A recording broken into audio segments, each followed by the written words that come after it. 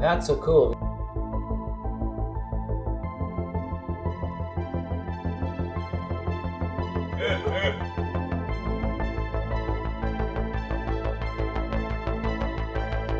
It's okay.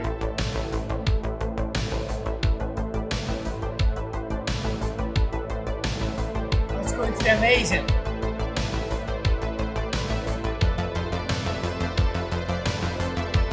Yes.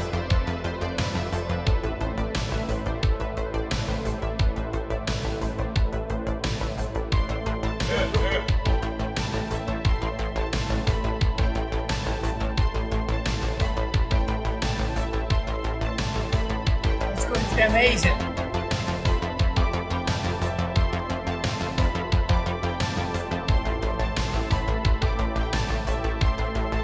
That's probably enough drinks for tonight.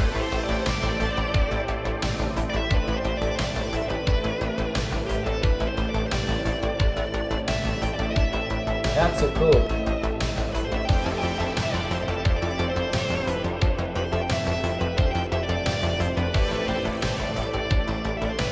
It's going to be amazing.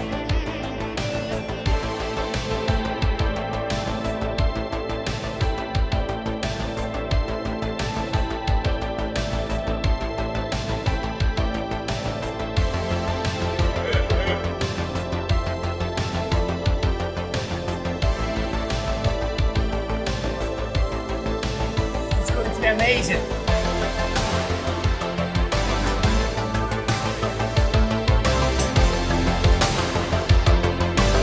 That's probably enough drinks for tonight.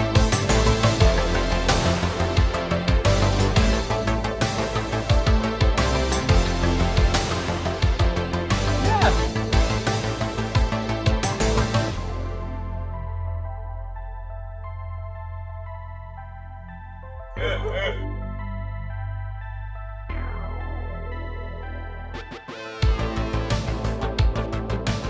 That's so cool.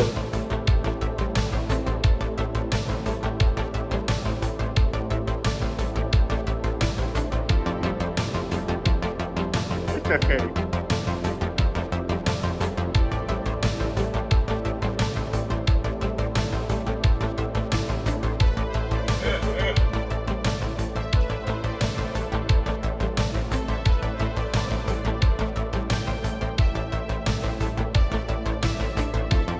It's okay.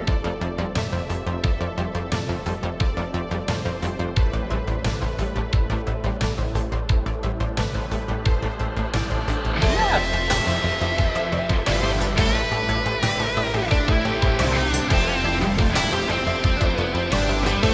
That's so cool.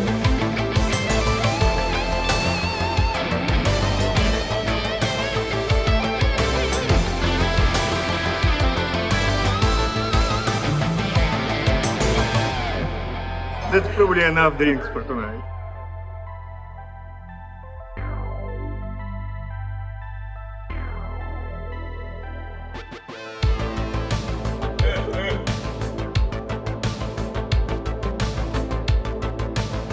That's so cool.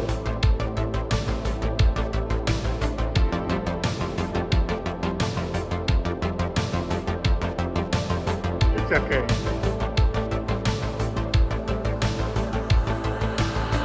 Yes.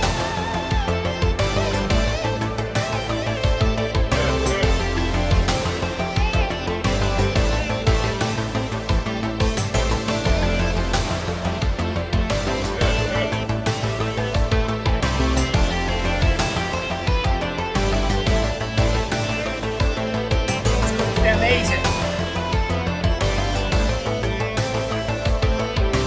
It's okay.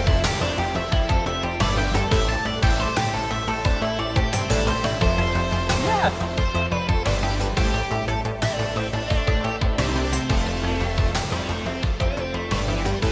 That's so cool.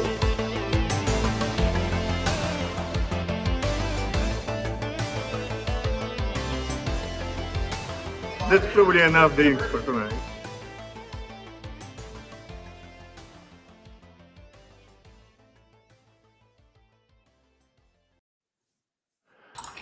Good morning, good evening, good everything to everybody. I'm Dave Stokes. I'm a technology evangelist at Percona, and with me is Charlie Batista, one of our gurus on Postgres. And today we're talking about designing a schema. For those of you who don't know, a schema is basically the template of how the database works. And with that, I'll hand it over to Charlie.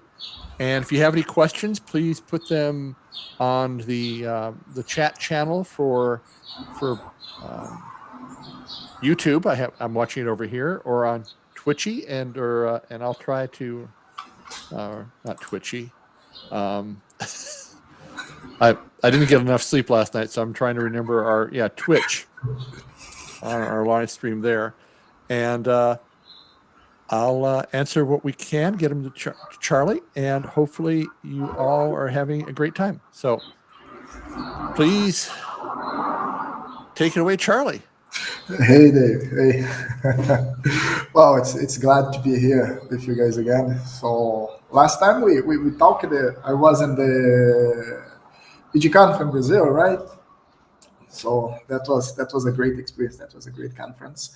We didn't talk much about technical stuff last time. So, and we're trying to do it more today. Let me try to adjust my camera a little bit. I think it's a bit better now. Yeah, today we will talk about data modeling and what are the impacts that you can have on database performance, right? So one thing that we usually, when we go talk to the customers, or they are building a new database or they are having performance issues, we always try to go for database optimizations, to check the configurations and the hardware, and do fancy stuff, right? Put like more memory, more CPU, let's make it scalable or horizontally things. And we usually never think or never touch on the database model, right? And one thing that we will see today is it can make a huge difference. We can have a huge performance impact, and we can save a lot of money, because we can improve performance without adding more hardware, without expanding things, without making things fancy. It's just with one trick here and there. And we see that on data modeling has a lot to do with those things, right? So before we really go to data modeling, one thing that I want to talk about with you guys is about how memory is organized inside of Postgres, and how Postgres actually organize the files internally, because it can help improve a lot when we talk about performance. Can you see my screen, David? I'm sharing here. Are you able to see it?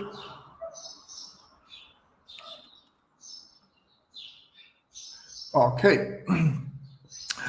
So here, what we can see basically is how the memory architecture works inside of our computer, right? So when we go for a computer, we have basically two things that the computer does. It does computation, like for example, add number, subtract number, multiply things, and it does I/O. That's basically the only two things a computer does. Like all the fancy things we see in the computer, there are basically two operations: I/O operations or computation. That's the CPU, right? And when we talk about I/O, there are many types of I/O, and as you see here on this diagram, we can have, even for the old magnetic tapes. Probably most of the young people, they never saw one, but still a lot of companies, they use that, especially for backup, right? So it's still being there. We have the old school magnetic disks, like the hard driver, so the spinning ones, right? Nowadays, most of the companies have been replacing them for solid state disk SSDs. And then we go for the main memory. This is what we really call the memory. So when you're when you do a free and you see that amount of memory, this is the one that we're talking about. We have the cache memory. Cache memory is a piece of memory that is stored inside of the CPU. And then you have the register. They're very tiny, small piece of memory that are also inside of the CPU, but it's really close to the CPU.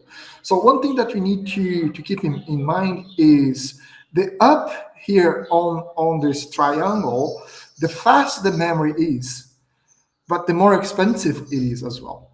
So as we got the down on the base of this triangle, the memory gets really cheap, but it's get quite slow. Like for example, a hard drive, it's a megabyte of a hard drive, if we compare, of a megabyte of a cache memory, they're very inexpensive, but it's super, super slow, right?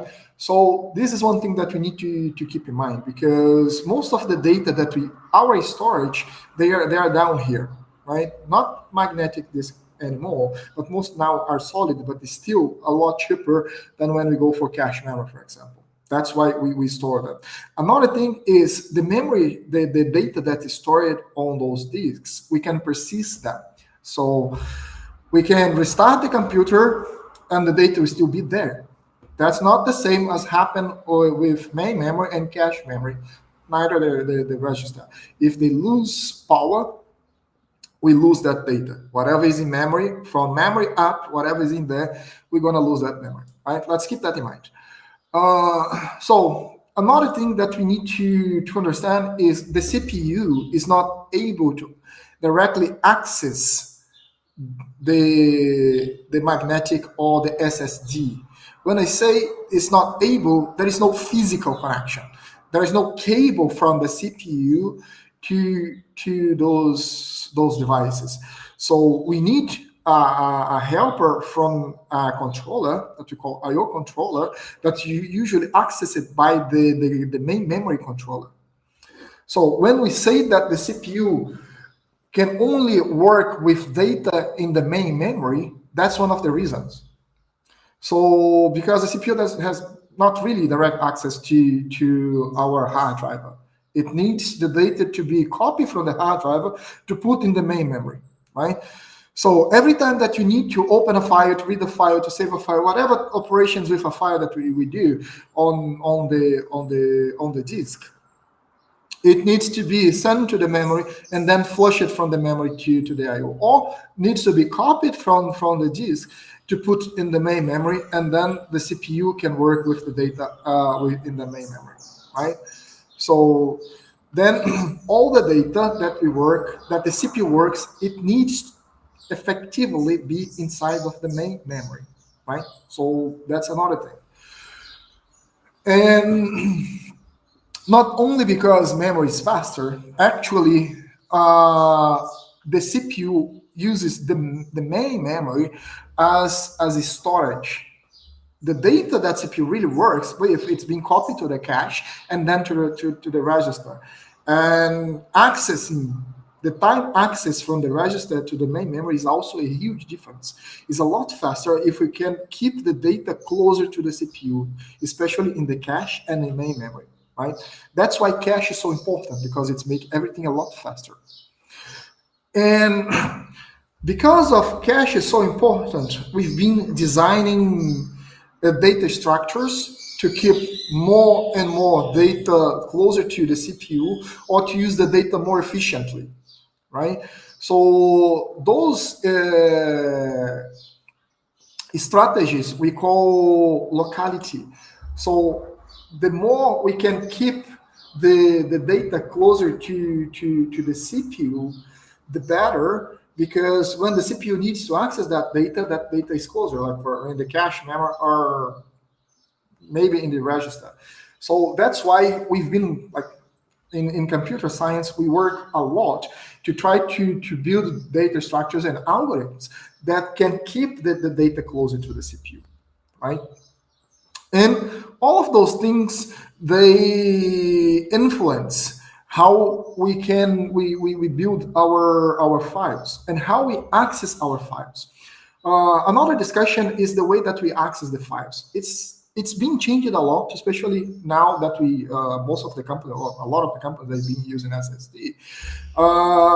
The access method is not so problematic anymore, because one thing that we use it to happen, we still happen, is how we access the file. We can access the information inside of a file in a sequential fashion, just like we see in this diagram here. So it's like one byte or one block after another block. So if we have a huge file, we're going to put it in sequence, a huge chunk of data or of bytes inside there, and then the CPU can just access this sequentially. Or we can have access in a random fashion. So why would we access in a random fashion? So remember that when we use it to have the spinning disks, so it use it to have, let me see if I don't have a picture here. So it use it to have plates, literally a plate and a head. So the plate was spinning, and then head would move from one point to another. So, and it was a lot faster if we keep writing data, not try to wait for it to spin, and then we write in different points, right? So, but then to get this data back, it was super slow because they were just random put on the plate. And that's why the name was random access. So, and if we could avoid random access, and if we could have only a sequential access, that was a lot faster. But then we get another difficulties. Like let's, for example, on the database, we insert 1,000 rows on a table now. So we have that batch of rows, right? And then we need to insert more rows in another table, and then another table. So we end up interleaving spaces on the disk with data from different tables, right? Because we cannot tell in advance how much space we really need for a full table.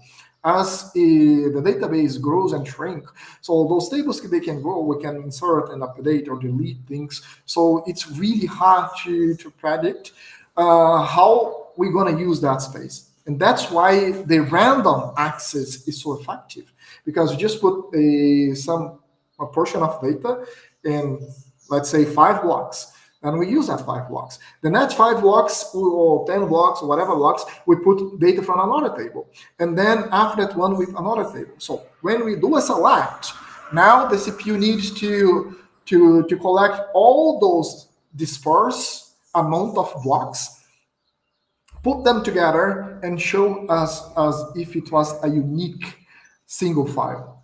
So actually, in reality, most of the files that we have, they are not unique saved inside of our disk. They have those random or smaller pieces, random distributed across the disk, right? So for hard drive, the spinning disk, that was a huge problem because, well, the problem was not even the spinning thing, the plate. The problem was the head, because it was mechanical. It needed to move like mechanical like this and keep the consistency. It was super slow. And that's why if we had a random access file, that was horrible. Performance was really poor, right? With that in mind, we started designing, as I said, how to save the files or the data structures. So when it goes to database, we basically have mainly 2 types or 2 ways of store data inside a file. We have a heap file. That's what the Postgres use.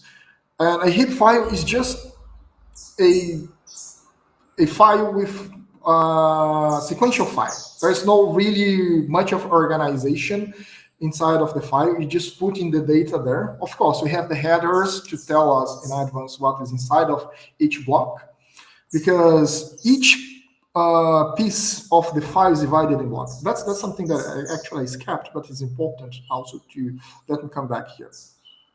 So remember that the CPU, everything in the computer is about I/O and computing. So when it comes to I/O, the CPU doesn't get 1 byte per time. So even if we ask 1 byte, let's say we have in a disk here, we have this file, it's a sequential file, right? You ask for, we need to read like 1 byte, the first byte here of this file. What happens is the CPU will get the whole block. The file system will get the whole block and give it back to the CPU. So, and in the file system mode, most of the file system, they have the block size as 4 kilobytes. So even if we want to read 1 single byte, we're gonna get 4 kilobytes inside of memory, from the disk inside of memory. And with the CPU will show us just that one byte that we're reading, right? So, and if another problem is reading that small pieces of bytes, let's say I need to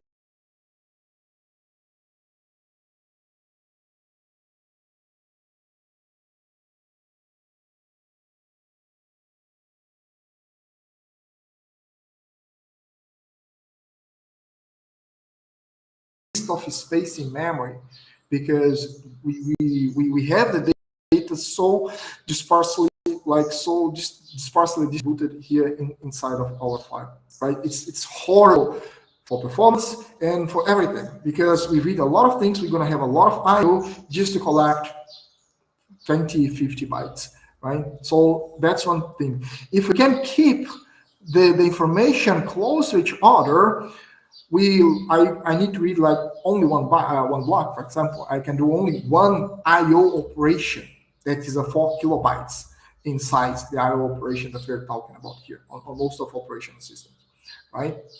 So, and because of that, like the heap file is very efficient to store and to read sequential data, because there is no order. We just put the data there. Let's say we have a table, we start saving that data inside of the tables. You just put one after another. So we filled the first block, that's fine. Gets another block, and then another block, and then another block, right? So it's really simple and easy. The other way to do is to organize the file as a more complicated data structure, like a B tree. Right? For example, MySQL, it stores its own data already organized as a B tree. So the advantage is, if we're gonna search, for example, using a primary key, that's the key that organizes the B tree. So it's gonna be really fast, because it will traverse the tree from the using the key. So it's really fast operation. If you need to do a full table scan, it's a horrible operation, because the way the tree is organized. So we have one block here, another block far away, and another block even further. So, and we need to link those, and we just change the access pattern from sequential to a random access pattern, just because the way how we organize the file internally, right? And that's why Postgres is so efficient when doing a full table scan, because it's mostly sequential reading inside of full table scan, right? So when it does a table scan, and it's understanding this point, it can explain a lot of. It can explain why a lot of times Postgres, even having an index, it prefers to go for a table scan, because it's cheaper. If it needs to go to the index, then it's changing the access pattern from sequential. It's not having this nice access pattern here anymore, to random, because it needs to go to the indexes. And remember, the indexes, it's organized in a very random way physically, internally on the disk. So it changes now. Instead of doing just a sequential, mostly sequential scan on the table, because the way that the file is organized, it's gonna go to do a mostly random access because it needs to go to the index, and then from the index come back to get the data from the table. It's a lot more expensive to get the data from an index than to get the data from the table on Postgres. And then why is an index can save a lot of time? Well, an index file is a lot smaller, and if we can do a full only index scan, we can save a lot of things because we're going to traverse using the key on a file that is a lot smaller. Sometimes we have 1 terabyte data file and 100 gigabytes index file, so it's a lot faster, right? So the effectiveness of the index is very important to make the database choose the index instead of do a full table scan, right? So, as I said, Postgres, the files are split in pages. Postgres, by default, uses a block of 8 kilobytes. Here, I'm going to say blocks and pages with the same meaning. In OS system, it's very common to type to say blocks, and on the database, it's more common to say pages. But effectively, they are about the same idea, the same thing. So it's just a block of bytes that we have inside of our file. And in Postgres, the page size by default is of 8 kilobytes. So, and it means that all the data that we need to store inside of a row needs to be at max 8 kilobytes. Actually, half of that value, because Postgres doesn't split the data across pages on the data files. So if you have one row, a huge row, it will not split that row inside of many page size files. What Postgres does in that case is to use what they call toast. So it's an external storage, another file, it creates another file. It puts a link here inside of the page, and then goes to save the data on this external file. This external file is also divided in pages, but then it supports to use multiple pages to store a huge data, right? So if we have a row, that the row is larger than, if I'm not mistaken, half of the page size, it will be put in toast. So that's how Postgres works with large amount of data. Also, the page, the files from the table files, they cannot be larger than 1 gigabyte. It doesn't mean that the table cannot be larger than 1 gigabyte, but whatever, if the table grows larger than 1 gigabyte, it will have multiple files on the file system, right? So if I have 100 gigabytes, I'm gonna probably have 100 files, 120 files to split how many files we have inside of the file system for that single table. And it helps when we need to access data, like for example, we have an index and we need to access 20 rows. We don't need to open a 1 gigabyte file to access and do a seek inside of the file to access that row. We open a single 1 gigabyte file to get whatever we need from that thing. Right? So it helps in this sense to make the access even faster. Okay, but how does this page thing works inside of the database? So the page, the one that holds the data, it has one header. The header has all the information of that page, how many rows we have there, if those, how many free space we have, and all of those things. We have a lot of information on that page header, right? But what really, what is important for us here actually is how the data, the tuple, is organized inside of the page. So remember that I said that the data cannot be read in single bytes, but in blocks. So there is another information that's also important. The CPU tries to work with data aligned, what they call word size, or the pointer size of the CPU. So in 64 bits CPU, the word size is gonna be 64 bits. In a 32 bit CPU, the word size is gonna be 32 bits. So, or 4 bytes and 8 bytes, depending on the CPU architecture. So what does that mean? It means if we can keep our data in chunks that is multiple of the word size, let's say 4 bytes or 8 bytes, depending on our CPU architecture, the CPU gonna work a lot faster because it doesn't need to split the data. So if we have one information, like for example, that has 12 bytes, in a very simplistic way, for the CPU to read that 12 bytes, it needs 2 CPU clocks. It's very simplistic explanation. It needs 2 CPU clocks because every clock it will handle one word size, right? So if we have 16, that's the double of the size of the CPU word, it also needs 2 clocks.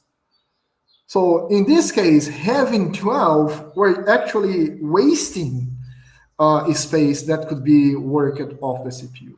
If we could make our information to be of 8 bytes, we could, in this example, have 1 CPU clock to process that information. Or we could process the double of the information in 16 CPU, in 16 bytes, right? So, and having that in mind, most of the applications that they try to keep their data structure aligned with the word size. And Postgres does the same.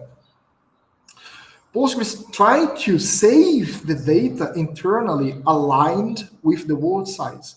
So, but how does that work? Let me just share another screen here. Let me change this one. And now I'm gonna share my entire screen. So I suppose you guys can see my entire screen, right? So how does that work? So let's say I created this data model here. It's a very simple one, right? Where I have 3 tables. I'm just modeling a queue, right? I have the table that is the queue itself. So it only has the ID of the queue, a description for the queue, and when that queue was created. I have one table for items of the queue. So this queue can have 0, 1, or infinite items, right? So, and each item has a type. So I have an item type here. Very, very simple. Really, really simple thing. The item of the queue has its own ID, obviously. It has the ID of the type. It has the ID of the queue. It has a Boolean type here to say if it's active or not.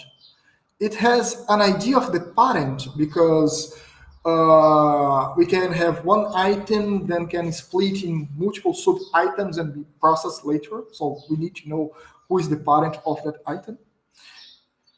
It has the value. It's a varchar. And for us, the size of varchar here is not really important much. And it has the date when it was created. So very simple, right? I'm gonna create these guys here. Let's first draw. I'm gonna create the queue. Yeah, as created, I'm gonna create the item type, and then I'm gonna create the queue item itself, and then let's insert a few rows here. I'm gonna insert 10,000 on the queue, so 10,000 queues. The type 20 is more than enough. So I'm gonna insert 1,000 items from the queue here without parent. So just because I'm lazy, I want like this is the easiest way to put them. And then those here, I'm gonna insert 3 million, 3 million items here with parents, and the parents are just random values. Right? So it will insert that. It probably take a few seconds, or maybe a minute or so. So, but okay, one thing that I want you to call your attention here, why this is inserting, is how I model this table, right? So the integer on Postgres, it's an integer of 4 bytes, right? So it stores a 4-byte information here. Then I used another one to a small integer for the type here that has 2 bytes, and another integer of 4 bytes. A boolean, it stores in 1 byte, and another integer of 4 bytes. And so, but what it has to do with what we're talking here. So the database will try to align this data here and save this data aligned with multiple of 4 bytes. I mean, multiple of 8 bytes, right? Which in my case is the word size. It's multiple of 8 bytes. So from here, in 8 bytes, I can store 2 columns here. And then I'm gonna waste 2 bytes. And then I'm gonna store more 5 bytes.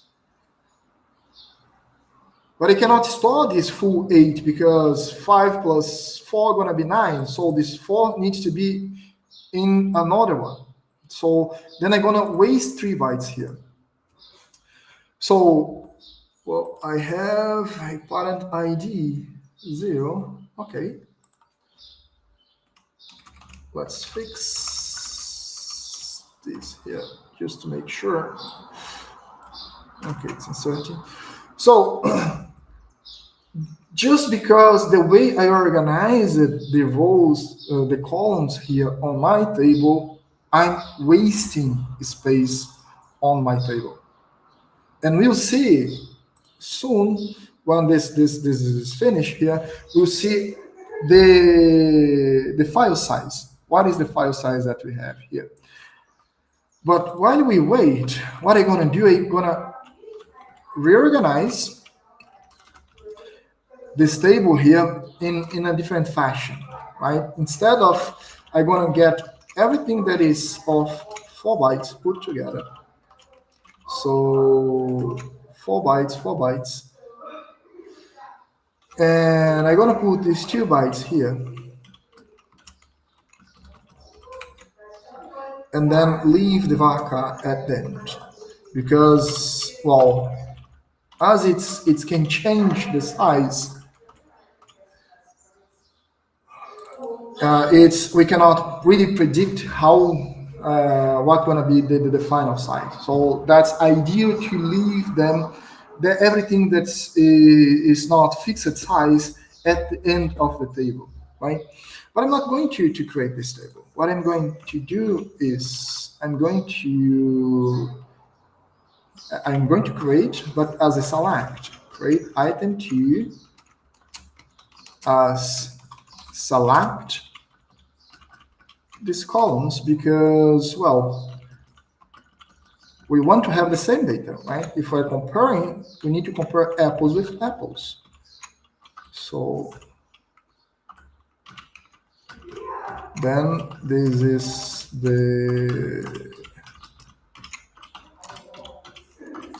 this way, we'll have exactly the same data from Q item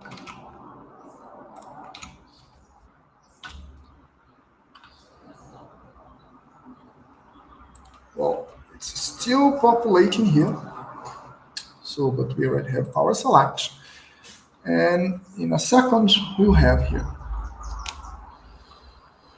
Okay, while it's creating here, so another thing, like, okay, yeah, it's done. Before I go to the other thing, let me just show where is my data directory. This here and this here. Okay, so let me create a new terminal. And we need to go to this.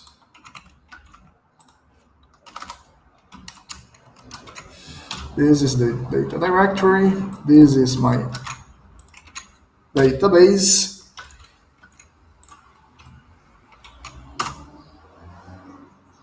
Oh, of course, I need it's inside of this. Okay, and here we must have this table, right? So let's see the table size. This table size, this table is of 290 megabytes. Not a huge table. It's fine, right? So it's okay. We can probably run selects pretty fast here. Let's see. Oops, I need to go to the other terminal. Let's see what happens with this tiny change here. Look, that we didn't change the data types. We didn't change anything. We just changed how the data is being distributed, right? So let me go. Let me see. The name of the table is Q2. Let's get its OID.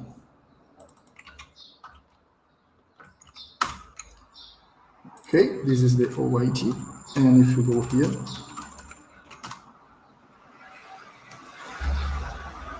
and only changing the order of a couple of rows here, we changed the size here. We are saving 13 megabytes, or 23 megabytes actually. We're saving 23 megabytes, which is around roughly 10%, well, yeah, 7-8% of this table size. And in this example here, my table only has 7 columns. 1, 2, 3, 4, 5, 6, 7 columns. And I only changed the order. I didn't change anything else. The data is exactly the same. The only thing that I changed was the order of the columns inside of this table. Just to make them to use the alignment of that we have inside. So it makes us saving, in this example here, around 10% disk space. Well, disk is cheaper, right? So well, save 10%. Let's say we save 10% cost on disk space.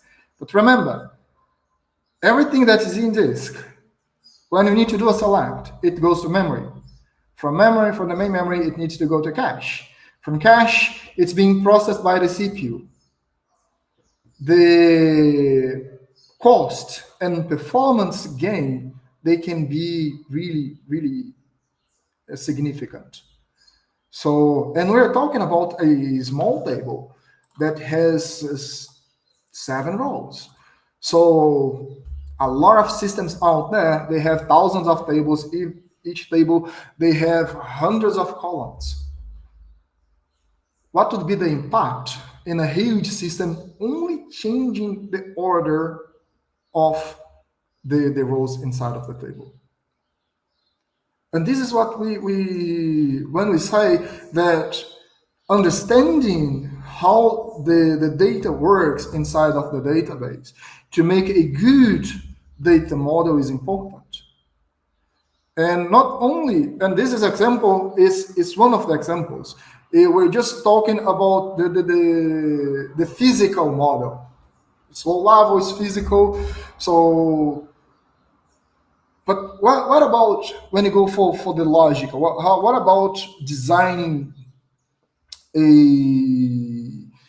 system to be more efficient? Let me give you another example. So from time to time, I post some challenge on my LinkedIn. And one that I posted a few months ago was this one here. So that I gave two tables. I gave one table named meta and another table meta object, right? So the table here has basically its ID, its parent, its name, and the challenge was to write a select to show this report, where I have the meta object. Every meta object can have childs. The childs can have more childs or grandchilds, and they can have more and more and more. If we pay attention here, we have a recursion here. It's something similar to what we have here. We have the same idea. We have the queue. So the queue has items, and the item can have a child. The child can have another child and another child and another child. So the idea is exactly the same. I just called with a different name. So when working in the application side, let's see, we're gonna build an application to show this report, right? So I want to show how many queues we have, and every queue, what are the parents, and then I want to show the information. So what are the description of those items, or the value of those items, and how many times those items being executed, right? So keep in mind that this here is a sum. We're doing, actually is a count, not a sum, sorry. It's a count. We're counting how many times they've been executed, right? So looking from the application perspective, what we need to do is we need to go and do a select on the meta, right? So we do a select here, and to get the parents. From the parents, we do a select to get the children. From the children, for each of the children, we do another select to get the grandchildren. And from each of the grandchild, we need to do another select. So here that we have 20 items, we need to do one select for each. So we need to at least have 20 selects inside of the database to solve this problem from the application perspective. So we need to open 20 connections or reuse that 20 connections. So it's going to be super slow because you need to go 20 times to the database and do one select. It's very inefficient to solve this problem from the application side. So then it's better to solve this problem from the database side, right? But how can we do a recursion on the database side? Well, we could have changed this data model, make something simpler. But how can we solve this problem here? Well, here we can do this amazing select here. We can do a CT, right? We can do a CT. And using the CTE, we can get that data model that now we cleaned all the wasted space and everything to, instead of going 20 times to the database to open 20 selects in the database, we do one single select. And this is not the scope of the talk today, talking about optimization. So that's probably comes, and we're gonna talk about it. We're gonna talk about it later in another call. But just to, as I mentioned this exercise here. When I created the exercise, so my ask was to run in less than a second. I got some replies. They've been in less than a second. For example, this one here. Actually, this was the one that I created. So, and it runs in 760 milliseconds. Just to give you a context, I wrote an application in PHP to build this report here, and to get everything, it took around 2.7 seconds. From the application side, 2.7 seconds. Here on doing from the database side, we got it down from 2.7 to 700 milliseconds. And there was a guy that sent me a reply that does the very same thing and solves this 180 milliseconds. If you go to the count here, so 2.7 divided 0.18, it's 15 times faster than doing from the application side. It's just 15 times faster. How much money you need to put in memory, CPU, to make our database works 15 times faster? So that's probably a lot of money. And this is what when we say that when we work with a good data model, like we can save 10, 15, 20, whatever many percent of disk space. All of those things goes to memory. And then when we use the right access type or access method, not type, but access method to get that information from our database, we can improve the performance and save a lot of money.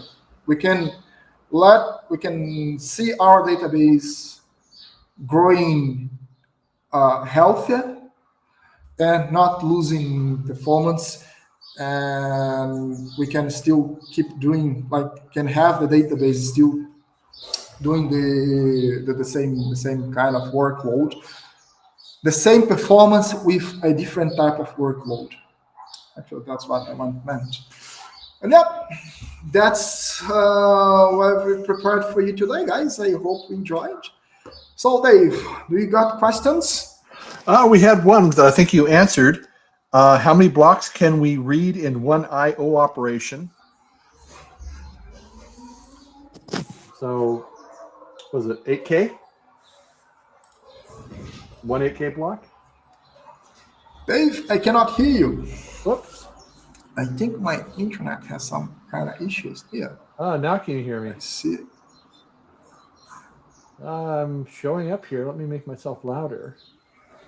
Hopefully that does it. Yeah, I really cannot hear you. I hope you can hear me. I can hear you. I see you moving your mouth, but I think it's my internet here that yeah. Okay, I can hear you. Well, so how many blocks can be read in one I/O operation? That's a really good question.